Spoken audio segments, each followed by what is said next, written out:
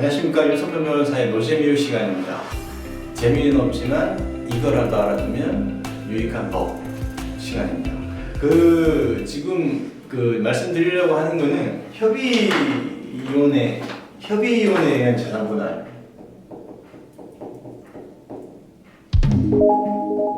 이게 사형이 되느냐 안 되느냐를 말씀드릴 건데, 협의이혼은 당사자 사이에서 자유롭게 하는 거잖아요. 근데 협의이혼 의사 확인서를 보시면 거기에 뭐가 있냐면은 이제 이혼 여부, 그 다음에 양육 친권자, 친권 행사자 지정, 3. 양육비. 요 세 가지만 가정법원 판사가 이걸 확인하고 있습니다. 그래서 당사자 사이의 재산분할이나 당사자 사이에 정한 위자료, 이 부분은 법원에서 확인해주지 않습니다. 이건 당사자 사이에 그냥 계약이라고 보시면 됩니다.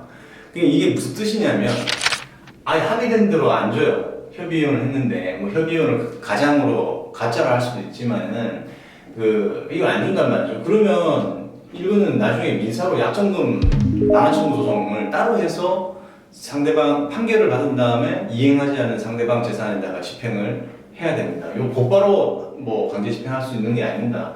근데 재판상 이혼을 하면 여기까지 다 정해지기 때문에 이제 강제 집행을 할 수가 있죠. 만약에 상대방이 재산분할이나 위자료 지급을 안 한다면은. 근데 제가 지금 말씀드리는 건 협의분할에 의한 재산분할인데, 이제 A 회사가 있고, 그 다음에 여기에 B 대표이사가 있습니다. 그러면 B 대표이사는 보통 연대보증을, 회사 채무에 대해서 연대보증을 하거든요. 그럼 회사가 어려워지면은 B 대표이사가 가지고 있던 재산을 배우자에게 증여하거나, 공짜로 주는 거죠. 증여하거나, 그 다음에 형식적으로 매매 형식을 가졌지만 실제 배우자가 매매 대금을 지급하지 않습니다. 그러니까 이런 경우가, 그리고 아니면 전세권자나 그 다음에 임차인 명의를 변경하는 경우, 그러면 뭐가 되죠? 전세금 반환 청구권이 원래 B 대표이사한테 있었다가 배우자한테로 양도가 되죠. 그리고 임차 보증금 반환 청구권이 B 대표한테 있다가 세입자 명의가 바뀌면서 배우자로 그 청구권이 양도가 됩니다.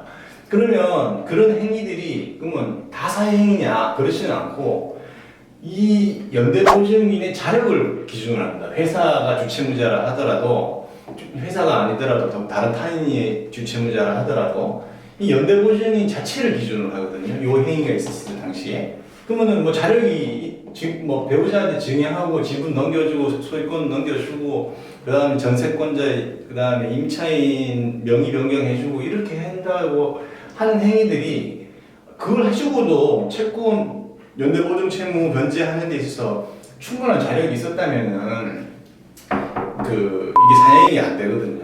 근데 일반적으로 회사가 어려워지고 자기한테 연대보증 책임이 추궁될까봐 넘긴단 말입니다. 그러면 대부분 사행위가 됩니다. 근데 지금 말씀드리는 협의이혼 재산분할이잖아요. 협의이혼 재산분할은 말 그대로 당사자 사이의 계약이기 때문에 이거는 사행위가 됩니다. 연대보증인인 대표이사, B 대표이사가 자력이 없을 때 자기한테 이제 부상 들어오거나 이런 것들이 염려가 되면 이제 이렇게 재산을 이전시키는 행위는 협의이혼에 의한 재산분할은 사행위가 됩니다. 근데 우리나라는 이제 부부 별산제거든요. 개별 재산제. 그래서 부부 명의로 되어 있는, 일방의 명의로 되어 있는 거는 그 사람 고유 재산으로 일단은 특유 재산으로 봅니다. 근데 그게 이제 재판상 이혼하게 되면 이제 기여도를 따져가지고 몇 대 몇으로 분할하는데, 무조건 부부들은 협의이혼하면 5대5 하거나 아니면 협의이혼하면서 그냥 70% 80% 배우자한테 막 넘겨주거든요. 아니 100% 넘겨주는 경우도 있고 100% 넘겨주는 경우도 있습니다. 그러면 이 재판상 이혼을 했다 하더라도 그 비율이 상당성이 인정되는 범위 내에서는 사형이 안 되는데, 상당성을 넘어서는 경우 100%다 줬다. 이거 5대5라고 생각하시면 안 돼요. 이거 무조건 부부간 재산분할하는 게 5대5다. 누가 그러면 법칙이 있습니다. 이건 해당 재산의 형성 과정이라든지 기여도라든지 소득이라든지 소득 활동 여부라든지 구체적으로 종합적으로 따지는 건데, 그래서 이런 행위를 하면은 일단은 사회행 취소 소송이 들어옵니다. 협의위원 한 경우에는. 근데 다만 재판으로 해서 판결을 받았다면은 판결된 재산 분할 비율이 상당하다라고 했을 때는 그 부분은 사회행위가 아니고 상당성을 초과하는 부분은 채권자에게 이제 줘야 되겠죠. 그런데 이제 이게 이 비대표이사가 개인 희생이나 개인 파산을 하게 되면 사행위 취소 소송은 이런 행위가 있은 날로부터 5년 채권자가 이런 행위를 안 날로부터 1년 내에 반드시 소송으로 제기를 해야 되는데, 개인회생 개인 파산을 만약에 염두에 빚을 탕감받고 싶다 하면은 요 기간이 따로 늘어납니다. 10년, 2년.